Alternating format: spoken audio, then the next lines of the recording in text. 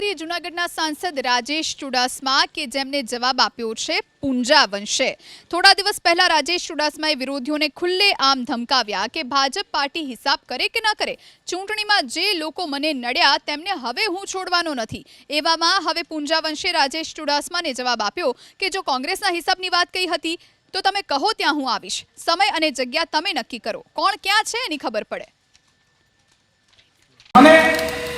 જ્યારે ત્રીજી વખત આ વિસ્તારની સેવા કરવાની તક મળી, આ 10 વર્ષમાં તમને જે કોઈ પણ ખાટા ઓટકાર આવ્યા હોય એ એક પણ ખાટો ઓટકાર આવનારા સમયમાં નહીં આવવા દો, ભગવાન માધવરાયની સાક્ષીએ કહું।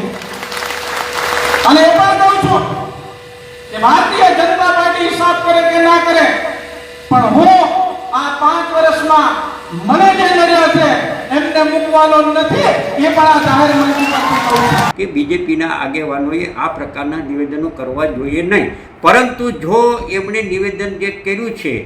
એ કોંગ્રેસના આગેવાન કાર્યકર્તાઓને ધ્યાનમાં રાખીને જો એણે નિવેદન કર્યું હોય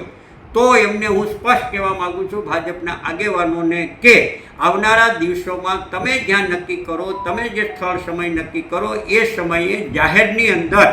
આપણે હિસાબ કરવા માટે હું તૈયાર છું અને હું આવવા તૈયાર છું। મેં બહુ સ્પષ્ટ કીધું છે કે ભાજપના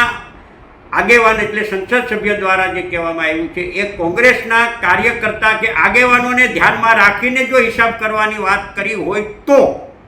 હું જ્યાં હિસાબ માટે મળવું હોય તો હિસાબ કરવા માટે અમે તૈયાર છીએ। પગથી માથા સુધી હિસાબ કરવો હોય તો એ ભાજપના આગેવાનોને મેં